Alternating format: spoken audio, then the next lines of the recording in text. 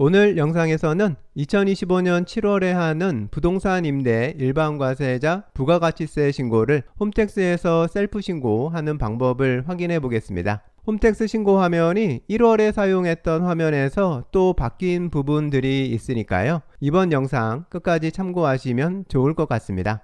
우선 홈택스에 신고할 사업자 본인 명의로 로그인하고요. 화면 위쪽 사업장 전환 버튼을 클릭해 줍니다. 팝업 창에서 보이는 사업장들 중에서 지금 신고서를 작성하려는 사업장을 선택해 줍니다.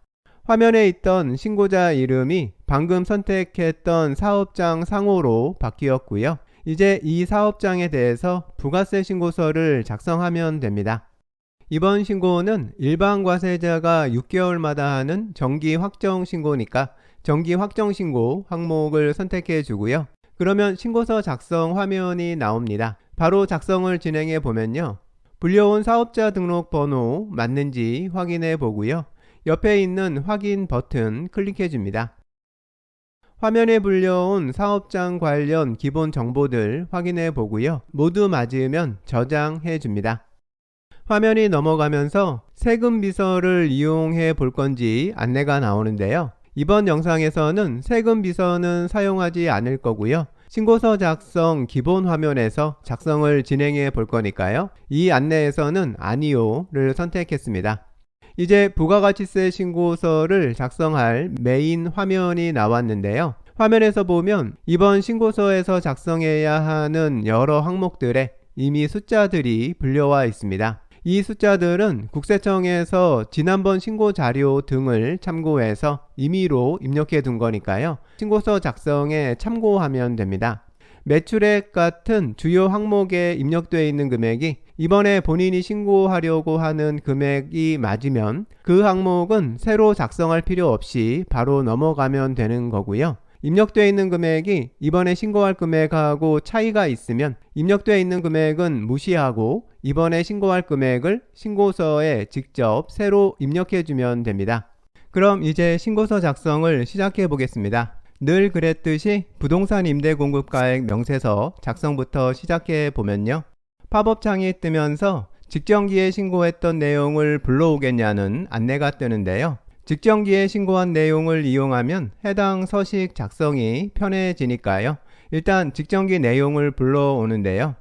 그러면 직전기에 신고했던 임차인, 보증금, 월세 정보가 그대로 불려와서 이번에 신고할 신고 대상 기간 6개월에 대한 임대 수익 금액까지 필요한 항목들이 모두 입력된 상태로 보여지게 됩니다.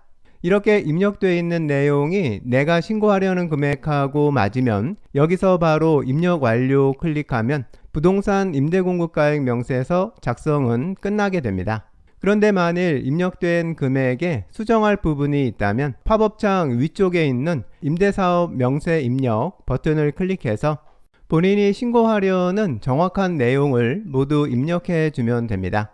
이번에 신고하려는 내용대로 부동산 임대공급가액 명세서 작성을 모두 끝냈으면 입력 완료 클릭하고요.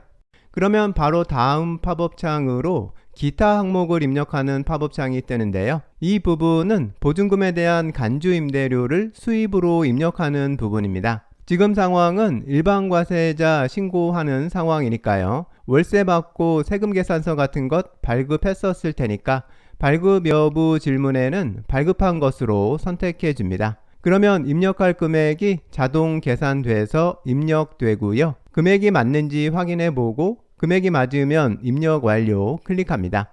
그러면 이번에는 과세 표준 명세를 입력하는 팝업창이 뜨는데요. 이제 이 부분도 작성해 주면 됩니다. 지금 신고자는 부동산 임대업 단일 업종이고 임대부동산 한 곳에서 발생한 수입만 신고하는 상황이니까 팝업창에 보이는 매출금액 합계를 아래쪽 입력창에서 부동산업 항목에 입력해 주면 됩니다. 입력을 끝내고 입력 완료 클릭하고요. 그러면 팝업창은 없어지고 신고서 입력 화면이 보여지는데요. 화면에서 보면 지금까지 팝업창에서 입력했던 내용이 모두 반영돼서 입력돼 있는 것 볼 수 있습니다. 우선 부동산 임대공급가액 명세서는 수정하기로 바뀌어 있는 게 이미 작성됐다는 걸 알 수 있고요. 간주임대료 입력했던 것, 그리고 과세표준명세 입력했던 것 모두 적용된 것 확인할 수 있습니다. 여기에서도 혹시 수정해야 할 부분을 발견하게 되면 해당 항목에 붙어 있는 입력 수정 버튼을 클릭하고요. 수정이 필요한 금액을 직접 수정해 줘도 됩니다. 이제 여기까지 하면 임대 수입에 대한 내용을 신고서의 매출 내용으로 작성하는 건 모두 끝난 겁니다. 이제 다음으로 공제 감면세액을 입력해 보겠습니다. 우선 매월 월세를 받고 발급해 주었던 세금 계산서를 전자세금 계산서로 발급했을 경우에 적용받을 수 있는 전자세금 계산서 발급 세액공제를 작성하는데요. 팝업창 위쪽에서 보면 이 전자세금 계산서 발급 세액공제를 적용받을 수 있는 요건이 적혀 있습니다.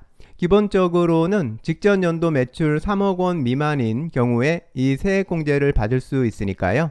내용 잘 확인하시고 해당하는지 여부를 선택해 줍니다. 화면은 해당으로 선택했고요. 그리고 신고 대상 기간 6개월 동안에 발급했던 세금 계산서 발급 건수를 입력해 주면 됩니다. 입력 완료를 클릭하고요. 그러면 해당하는 세액 감면 금액 적용된 것 볼 수 있고요. 다음으로는 이번 부가세 신고를 홈택스를 이용해서 신고하는 경우에 적용받을 수 있는 전자신고 세액공제를 신청할 건데요. 그 밖의 경감공제세액 항목을 선택하고요. 팝업창을 보면 팝업창 제일 위쪽에 전자신고 세액공제 1만원 찍혀 있는 것 볼 수 있습니다. 여기서 입력 완료 클릭하면 신고서 작성 화면에 세액공제 10,000원 추가가 됐고요. 이제 신고서에서 신청할 세액공제 금액은 총 11,200원이 된 겁니다. 다음은 매입세액을 입력할 차례인데요. 이 매입세액은 신고 대상 기간 6개월 동안 지금 신고하는 해당 임대부동산하고 관련해서 지출된 비용 금액 중에서 매입세액 공제 요건을 충족하는 것만 입력해야 합니다. 예를 들어서 해당 부동산을 수리하고 세금 계산서를 받아둔 경우가 있을 텐데요. 일단 매입처별 세금 계산서 합계표를 선택하고요. 전자세금 계산서를 받은 경우라면 전자세금 계산서 받은 내역 입력하는 부분에 해당 내용을 입력해 줍니다. 지금 화면 사례는 거래처 한 곳에서 세금 계산서 한 장을 받은 경우고요. 해당되는 금액을 입력했습니다.